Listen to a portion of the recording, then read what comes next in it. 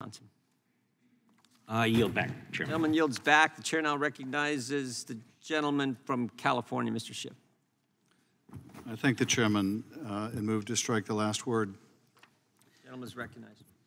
23 days, that is apparently how long it takes for my Republican colleagues to move on from the tragedy of the shooting in Nashville, during which 3 9-year-old children and 3 adults were slaughtered in their school.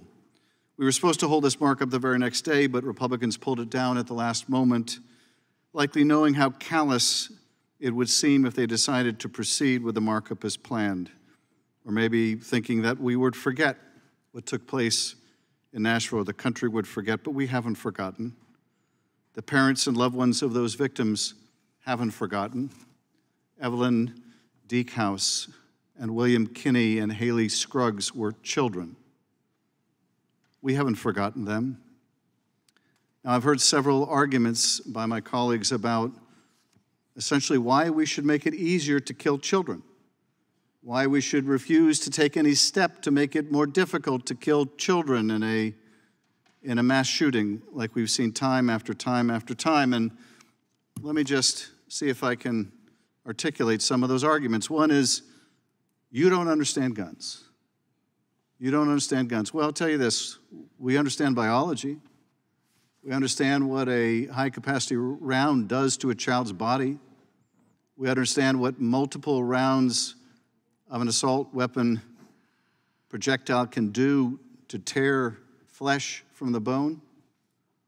Isn't that enough understanding? What we don't understand is your blind allegiance to the NRA. What we don't understand is why even the majority of NRA members who support assault weapon bans, why you don't support them. It's not even about the members of the NRA, of course. It's, I guess, about their organizational support or who knows what. We don't understand that blind allegiance to the NRA. Another argument we hear from our colleagues on the other side of the aisle is because the law won't stop all gun violence, it's just not worth doing. If we can't save all lives, it's not worth saving a single life. Well, I suppose that logic works until that single life is your own, or maybe it's your child. But why is it so hard to step into the shoes of someone who's lost a loved one from gun violence? Don't you think we would feel differently if that had happened to one of our family? And finally, we hear the argument that nothing really works. No gun safety laws really work. Nothing works. We're powerless. And so we don't have to do anything. But of course, when you look at other countries that have enacted laws, they have made their people more safe. There's a reason why the United States is alone in the world with the magnitude of gun violence. There are, in fact, things we can do that provably make our country more safe and better protect the lives of our children. We just don't have the will. We just don't have the courage. And so we see gun tragedy after gun tragedy after gun tragedy. Our colleagues say these braces were created to help disabled veterans shoot more easily. That may have been the purpose behind the original brace, but those braces now are modified by manufacturers, transforming a pistol into more concealable and deadly assault weapon. They're used to evade even the most porous of background systems, but even that is not enough. I've introduced legislation to strip away the gun industry's immunity from liability, an immunity that no other industry enjoys. That immunity was extended not just to the industry, but to the NRA itself. But that's too much for my colleagues who think that, no, the gun industry alone ought to enjoy the ability to act negligently without repercussion. I am so sick of seeing these constant tragedies, of seeing these grieving parents. I'm so fed up with the lack of courage here. When one of you accepts the necessity of a ban on assault weapons immediately within days, as our former colleague from near Buffalo was forced to resign or forced to say he wouldn't run for re-election because that was the end of his chances. We could do better this. We have to do better this. I'm sick of doing nothing. I'm sick of thoughts and prayers, and the slaughter continues. We are not powerless to do something here. If we had a little courage, we could save lives. I yield back. Gentleman yields back. The gentleman from Texas, Mr. Hunt, is recognized. Who's right, the last word? Gentleman's recognized. As a father of 3 young children, I'm deeply wounded by the horrific tragedy that we saw in Nashville. We saw the lives of 6 people taken, 3 young children. The shooting was reported to police at 10:13 a.m., and the suspect was shot by 2 Nashville police officers at 10:27 a.m. This quick response time saved countless lives is a testament to law enforcement, and we thank them every single day.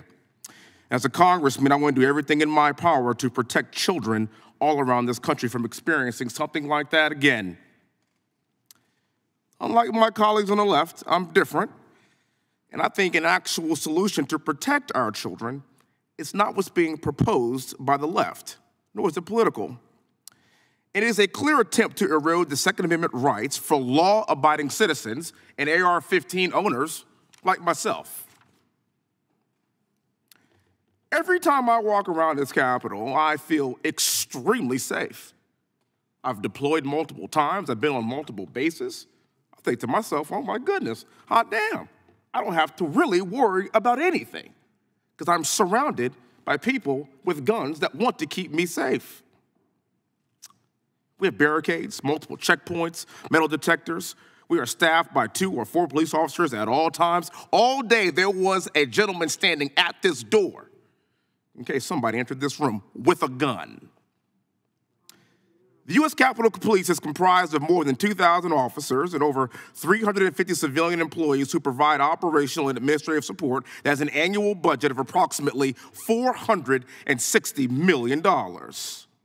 And for some of my colleagues, that's still not enough because they have their own private security on top of that, surrounded by people that carry guns. And I can assure you that the people here on the Hill are well protected. What about our school children? This is not a round. This is a pen. Now, one of my staffers tried to bring this pen to my office, and he was stopped by a metal detector, and it went through the x-ray machine, and he was almost tackled by our police services right here at the Capitol, doing their jobs, of course. And we proved that, of course, it was a pen. If a pen that looks like this can't get to my office, then how does a homicidal maniac that has weapons walk into a school and arbitrarily murder innocent children? Because we wear this pen, that does not make us more important than our children. There's a private school in Houston, Texas, and I was there a few months ago, and I was giving a young man his appointment to West Point. I drove on the campus, and I was met by 2 armed guards. There were parking places that were just for visitors, and they had even more armed guards beyond that. I felt very secure as I drove onto this school. The headmaster or head of school, she met me in the front, and I said, "My God, ma'am, I feel very secure in this place. What's the secret here?" She said, "Wesley, actually, given my religious beliefs, I hate guns. I don't do guns. But it's my responsibility to keep these young people safe. It's not about how I feel about guns or what I think about them or what I do or don't know. I must keep these children safe because they are the most precious things that we have on this earth." I keep hearing this word AR-15s and a weapon of war. I find that funny because, well, I've been to war. And you should Google the AX-64 Delta Apache helicopter. That is what I would call a true weapon of war. But I feel people calling these things a weapon of war, but they've never been to war, and they don't know what war is. And they're using the AR-15 as a scapegoat for everything. I say that because according to the ATF, 6% of homicides were at the hands of AR-15s, 60% at the hands of handguns. So if you really want to have an intellectually honest conversation about homicide reduction, you would go after pistols. But you don't do that, because you want to go after the AR-15 first to then eventually get to the pistol to disarm Americans to infringe on our Second Amendment rights. I want you to know something. It ain't the gun. It's the homicidal maniac.